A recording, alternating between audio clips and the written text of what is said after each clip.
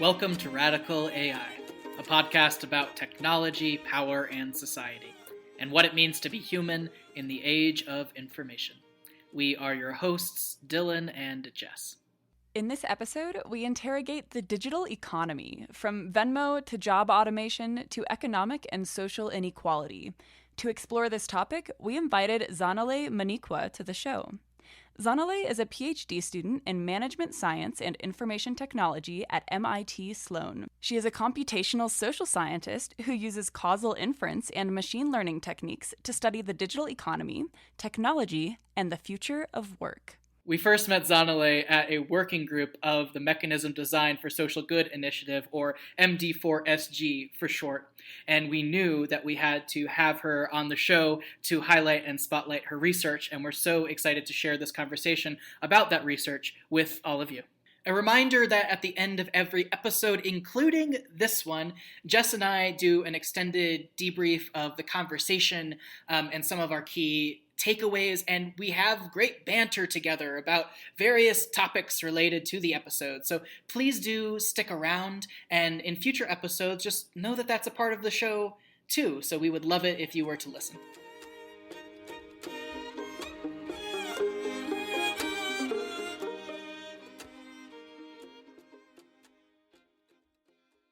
Let's just dive in. So we're talking about the digital economy and how technology shapes economic and social inequality. So some big topics, but hopefully we'll be able to break them down. And let's just start with the digital economy. Just in your own words, what is that? So I guess the way to think about it is, exploring, how people, businesses work and interact in this new era, which is, really defined by profound digital transformation. So, it includes, these kinds of online marketplaces that kind of are growing to define a lot of our interactions. So, initially it was, e-commerce, buying things online, the growth of Amazon.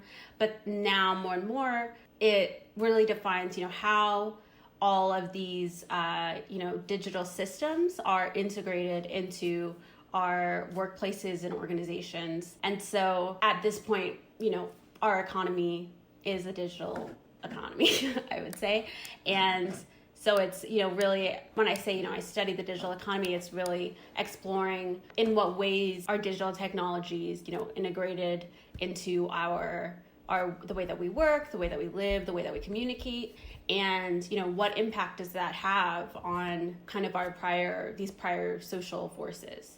Yeah, and are there like a specific example you can think of in terms of those like digital economies, or maybe in terms of your own research, or is there a particular area of that you research? Exactly. So one example of that is there's been a big change in the way that we look for work and employment and jobs as people who are in the digital economy. So there was a time in which you would flip through the newspaper, look at classifieds to look for a job, or you might hear more of a job through word of mouth. And now there's a lot of ways in which digital technologies are integrated into the way that we find jobs. So there's these, large online job search platforms, like Indeed. You can look for jobs on Glassdoor, LinkedIn. And then there's also these ways in which jobs are advertised by word of mouth through our connections, also online. Early research really looked at, how does internet access impact how we search for jobs. If some people have access to the internet and all the jobs are on the internet and some people don't know how to use the internet, that's going to impact who is employed and who isn't employed, for example. It'll impact what kind of jobs people are able to get. Really interests me is thinking about, when we have these new technologies, when we have these kind of shifts in how things are done, how does that impact different people who are in the economy, and how does it especially impact people who are already vulnerable or marginalized? Do you see the digital economy as exclusionary? And when I ask this question, I guess I mean, previously when we talk about a lot of technologies that come up in modern society, like social media and Facebook, we say that it's transformed everything so fundamentally that we can never go back to a place where those things didn't exist. And so you're kind of missing out if you don't take part in that new like digital transformation. And so with the digital economy, I'm wondering for people who maybe don't have internet access or people who don't have a way to participate in the digital economy, are they being left out, or is it just like the digital economy now exists tangentially with the undigital economy, or I guess we can just call it the economy?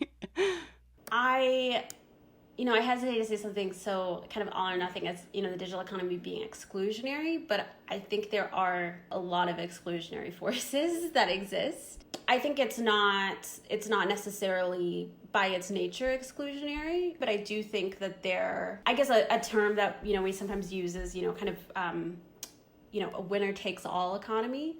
I think when we have these like kind of returns to scale in our economy, if we don't have some sort of policies to balance the scale in some way, then yes, I think that does lead to this exclusionary nature. Based on your research and your work,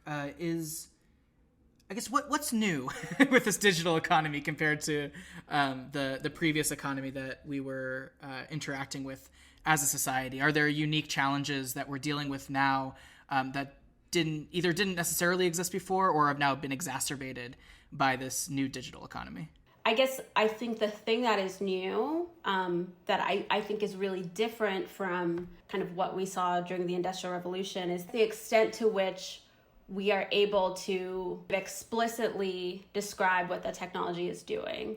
There's what we call, tacit knowledge, versus explicit knowledge. And the kind of advantage of AI is being able to use a lot more of this tacit knowledge that's used in tasks. But, I think a lot of the things are the same. I think we, again, have these questions around corporations and their power. There were people who got very wealthy during the Industrial Revolution, and there are people who are getting very wealthy now. There are people who were on the losing end who kind of had huge changes to their work and their lives. And that's happening now. Are there particular groups of people that you would say that are being harmed to a greater extent in this new digital economy than others? So there's kind of a segment of research that really looks at in more detail this concern that, again, has happened in a kind of cyclical nature. This concern around, technology replacing jobs, eliminating work, leaving people, kind of economically disadvantaged. So there's kind of a set of literature that looks at what's called skill bias technological change.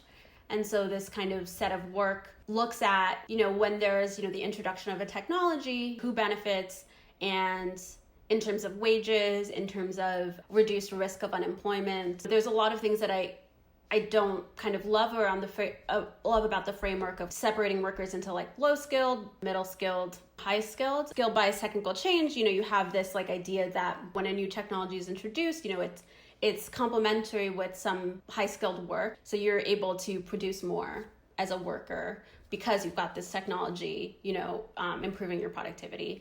And then for some set of low-skilled work, basically the technology kind of, the benefits, go to people with more skills, more education. And then kind of, other people are left behind, essentially.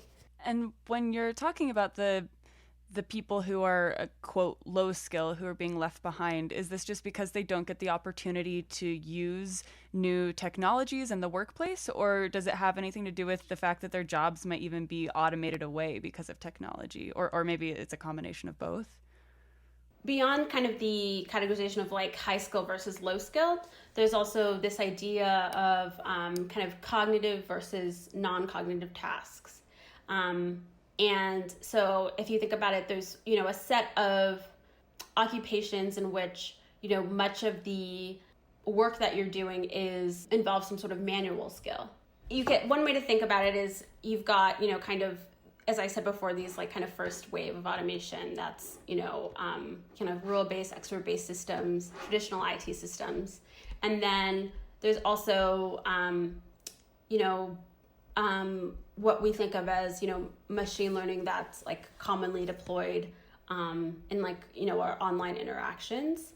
That is, say, algorithmic trading or kind of fraud detection, those type of tasks. And then you also have a third set of tasks, which is combining these autonomous systems in order to kind of combine AI with hardware. So, there's a set of tasks that are being done by robots, right? And so depending on the nature of the technology, whether your task can be done, the task that you're currently being done, is kind of dependent on both like the abilities of that technology and your abilities. So it might complement your ability, it might replace what you currently do, or it might be, unrelated.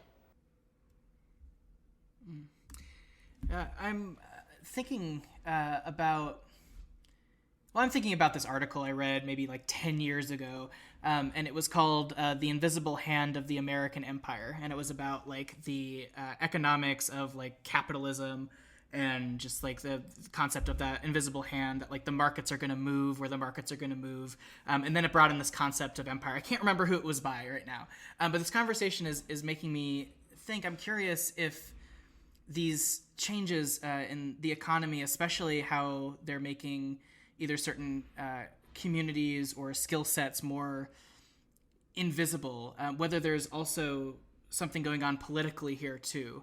Like, is there a political dimension or like a national or international dimension to all of this? Yeah, so I talked about this like kind of like, like straightforward story that's really just about like, can the technology do the thing you're doing or not?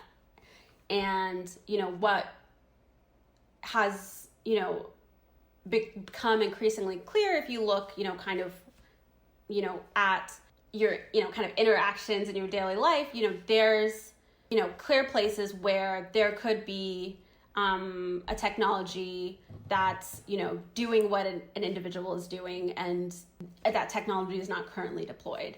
And so, in this project that, this set of projects that we're working on, that's about, essentially looking at, ONET, which is this large database of, all of the occupations in the U.S. economy, and then mapping those to skills, abilities, and work activities. And the project we're doing is basically creating a set of rubrics for, this traditional IT, supervised machine learning, and then robotics, and, through interviewing experts, creating this rubric to understand, like, for each of these tasks in the economy, how, is this technology capable of doing this task? And so that is, that matters and is a large part of what, drives, replacement of skills and, returns to investing in a new technology. But you can look at that, what skills have been, what things are capable of being replaced, and then look at, in the real world, empirically, what has actually been replaced and what do these systems look like in organizations. And yes, a lot of that is about power, So the decision to deploy a new technology is political. It's like a political process, and the process of how that deployment happens is 100% political. And I think, I talked earlier about kind of the hidden work on social media, for example. Many of the content moderators that we talk about are not in the US, are internationally in different locations. And so I do think that there is this, there is, as you said, this power lens, and also this kind of, global racial capitalism is definitely impacting, like, who benefits and who doesn't benefit, and who is, rendered invisible, and who is kind of compensated for their work and who isn't. So it's interesting because when you talk about different jobs being automated and especially this rubric that you're coming up with, I imagine this like evil person sitting in a room who is in charge of like all of these workers, and they have the choice to automate all that work, and they'll do whatever they can to like save money, even if it means all their workers losing their jobs. And of course, this is a super pessimistic view, but I'm wondering if that's actually the case, if like automation as it stands is just a capitalistic venture, or if there is actually something positive to be gained within the workforce, within automation and within like the digital economy in a way that is equitable as opposed to harmful for the people who tend to be at the bottom of the rung and tend to be kicked out first. This like image of the, mad scientist, or I guess like mad CEO. I mean, I think there's definitely many things to be gained. I think the model of the workplace that we are moving towards, and we have been moving towards for the past 10 years, I think it is not compatible with it. So we have decreasing worker power. We have kind of this villainization of unions, and so that does make it difficult to counter like the interest and the whims of the mad CEO. But I think but there are 100% things to be gained. I mean, you can see it in occupations where there is, a high degree of danger, for example. So, if you can deploy a robot to go into kind of dangerous situations, where if something goes wrong, you could lead to fatalities or injuries, then that could be valuable for the worker if the worker is able to be a part of that deployment, training the robot, working with the robot. The workers that we consider, in the bottom rung, is we have a great deal of tacit knowledge. So to take a step back for a second, I'm curious about you and how you got involved in this field. Have you always been an economist at heart, or has that been something that has grown over time? No, I've definitely not always been an economist at heart. I'm honestly not sure that I am an economist either. I guess a bit about my background. I have always been really interested in how technology can improve the world, how it can improve real people's lives. And when I was in high school, I was really interested in clean energy, and was really worried about the decimation of our planet. And so I was really interested in kind of research on alternative energy. So I did some research around wind energy. I spent a summer at UCLA kind of trying to understand, biofuels. And that's always been something that I thought was important, is how, I was born in Zimbabwe, my family is, all Zimbabwean. And I was really interested in, how the media organizations were covering this crisis. And I felt like there was just this clear media bias in how, we covered, countries in Africa. And so I was really interested in, how do we use computation to show that this is happening and to shift it, to do things differently. And so, that process of, being interested in that question, and then dialing down to okay, really I want to understand kind of, document level sentiment analysis, how do we map articles to these sentiments around specific entities, what are we really saying about this specific country in this sentence, and so I've always been interested in, how this process from this big question to this like fine-grained measurement question, which I think really, when you think about how economists are studying the impact of technology, it's really these causal inference techniques that say, how do we look at what the impact is on average? How do we look at the impact is, like, how do we look at these heterogeneous treatment effects? What is the impact on, these different subsets of the population? And so, yeah, that's kind of, when I was in undergrad, I didn't think that, I was not an economist at all. But I guess was interested in kind of, economist type questions. So that's kind of how I ended up here. If there's anybody who would like to look a little bit further into the work that you're doing, or maybe get in touch with you about some of these ideas that you've brought up today, is there a best way to do that? Sure. Definitely you get in touch if you're, working or thinking about these issues. You can DM me on Twitter, or email me. My website is just myname.com. And so you can contact me through that. Yeah.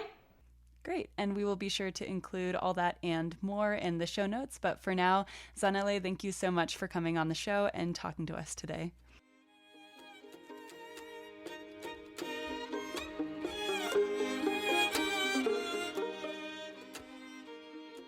We again want to thank Zanele for sharing her expertise and research with us in this episode.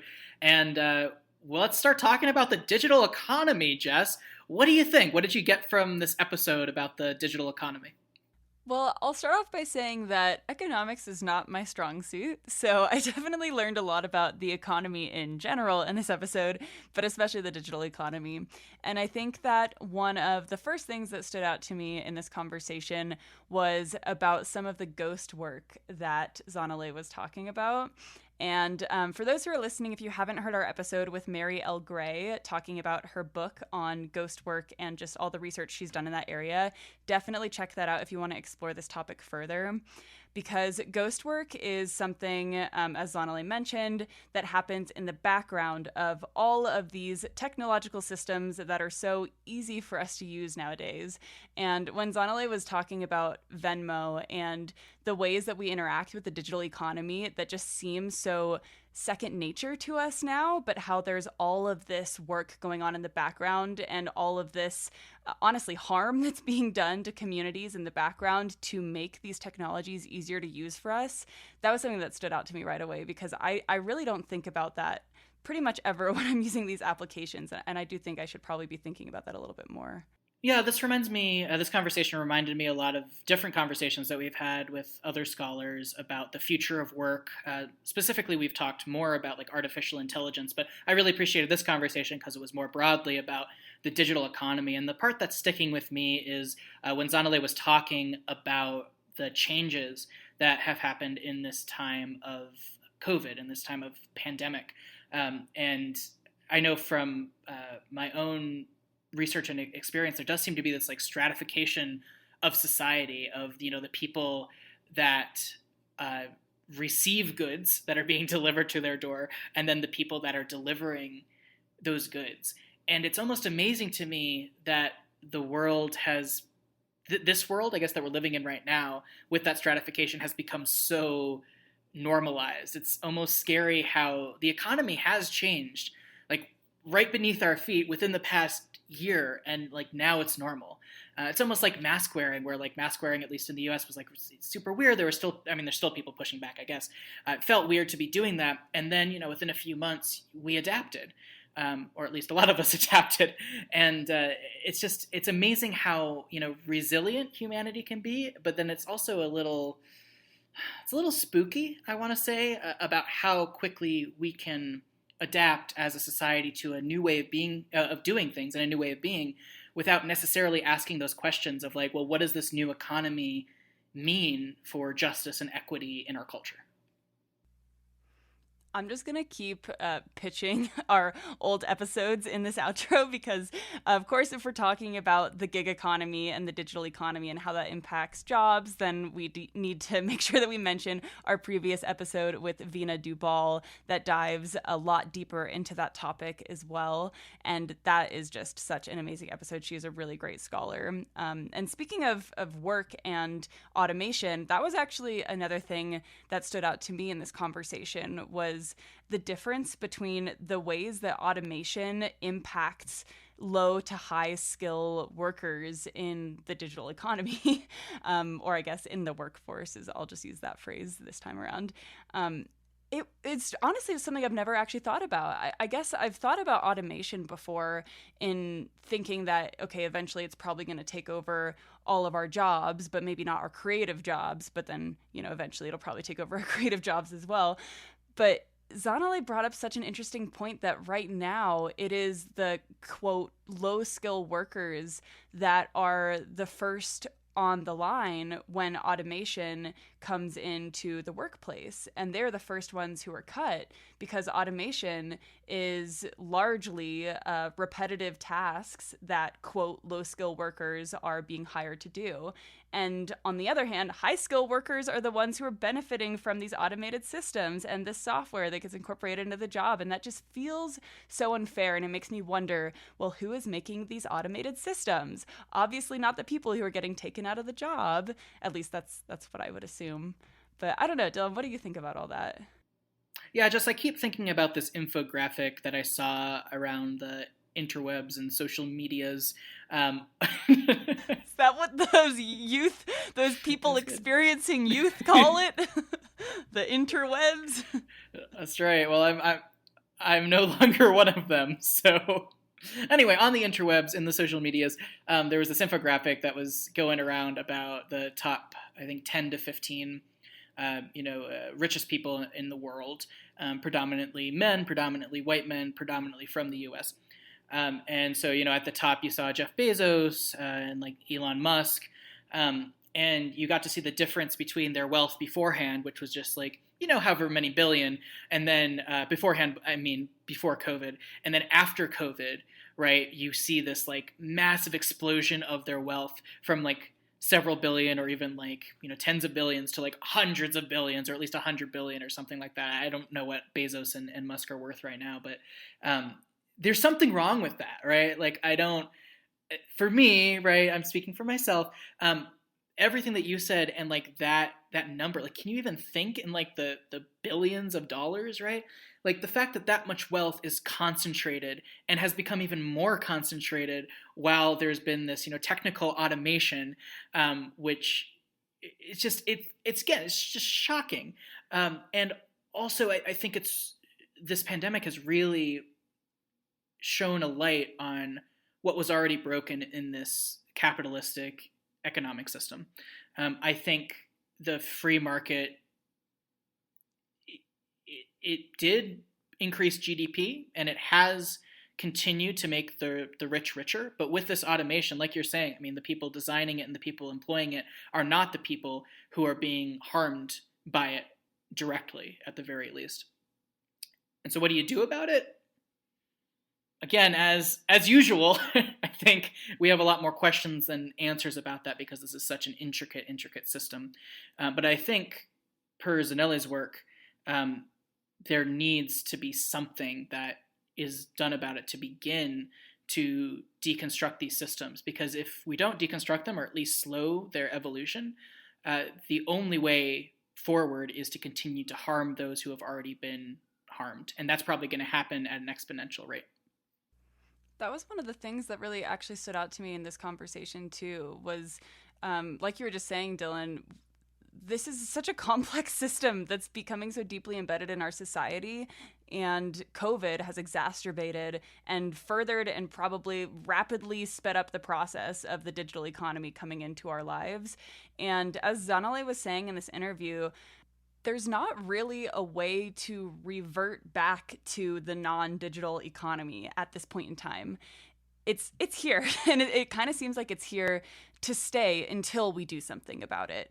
And so it's almost is spooky. I'm going to use the same word that you were used before. It's very spooky. It is a good word. I'm spooked by the digital economy because I think that there's a lot of ways in which it can go wrong, a lot of ways that it already is going wrong, a lot of people who are already being harmed by the ways that it's being implemented, people who don't have access to it in the first place, who can't even participate in the digital economy because they don't have Wi-Fi or technological devices or whatever it is that they need to participate. There's a lot of harms that are already happening because of the way that it's being introduced into society, and because of things like COVID, it is being so deeply embedded and entrenched in our systems that I'm just wondering, is it too late, or is there still something that we can do to fix this before it gets to be too late? Yeah, I want to I think go back to my previous point too, though, that like this digital economy is not this completely new thing. Like people weren't like, okay, we're going to scrap all the economies and like this one's digital. And so like this is brand new, right? We had this economy that even within the past 50 years has accelerated and, you know, transformed in different ways that was built on the previous economy. Like these are in the same way that, you know, AI systems, they are quote unquote racist because they're built off of racist data, and that racist data is built off of hundreds of years of segregation and racism and, you know, different ways of knowing that perpetuate that thought and all that stuff. It's the exact same thing with the economy, right? It's like all of these divisions and all of these, you know, the haves and the have-nots and who those are, right? Like, you know, a lot of people who have, you know, that's why we have the idea of like old money versus new money, right? It's like this stuff has been happening, and wealth stays, you know, wealth works in certain systems, and those systems are not necessarily new systems, is what I'm trying to say. And that, right, that's a lot harder to deconstruct than saying, oh, we have this new system of a digital economy that's existed for, you know, 10 years, 15 years, or just like as long as DoorDash has been around. What we're really saying is like we need to get to the root of this thing that's been happening for a long time that is based off of faulty pretenses that privileges the rich or the already rich at the expense of everyone else. And like, now let's do that. But that's a tall order for a society unless there's a critical mass of people that are willing to actually speak out or do something about it. And I think for us as people, and I don't want to speak for you, Jess, but for us as people who benefit from this digital economy to some degree, it's like, how much are we willing to sacrifice of our comfort or of our way of life in order to make those changes actually happen? That's a really good question. That's a hard-hitting question. And I mean, I guess putting everything that you just said in short, I feel like this pattern comes up a lot on our show. The fact that systems of inequality as they exist in the non-digital world are enacted into technological systems. And that's something that can be avoided, but most often isn't. And this is not an exception to that rule, unfortunately. And it's a shame because if people are sitting on the computer science side, the answer might not be in programming. The answer might not be in these digital systems. The answer, as you were saying, might be in fixing the system itself. And that is no small task. And is there even a non-digital economy at this point, right? Is there even a non-digital yes, world? There's definitely a non-digital economy. Is there? Definitely. There's so many countries that rely on cash only and don't have digital. There's so many people who don't have access to capital. There's so many ways to participate in economies globally that don't involve a digitized element. But unfortunately, with the way that things are going, I don't think that's always going to be the case. I guess what I'm trying to argue is that, like, even if there are pockets of the world where physical things are still being used, the globalized nature of this system that we're in, which was like part of the purpose of this digital economy, was to like increase the breadth of it. I don't know. I think like every economy has to be in conversation at this point with that. Yes, that I can agree with, and I do agree also that that's really dangerous. That the fact that our digital economy, even locally in the United States, is excluding a lot of people. If we now take that onto a global scale, it's by its very nature probably going to exclude a lot of people who don't have access to these kinds of resources and who don't have the ability to participate. And if you exclude people from the economy, well, where can they go?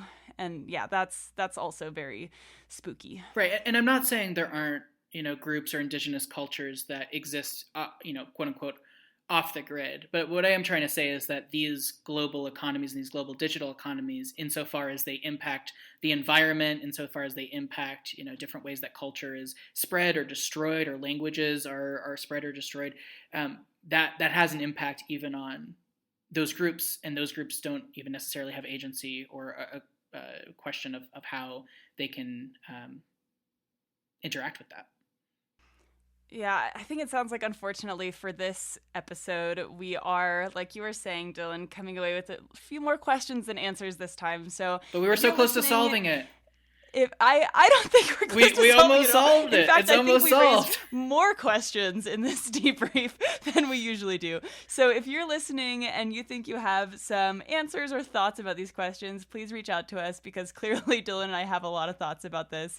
But I do think that we've probably exceeded our time limit on this week's debrief. So for more information on today's show, please visit the episode page at radicalai.org.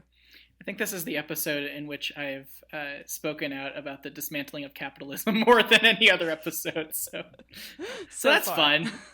So if you enjoyed this episode and the dismantling of capitalism, we invite you to subscribe, rate, and review the show on iTunes or your favorite podcatcher.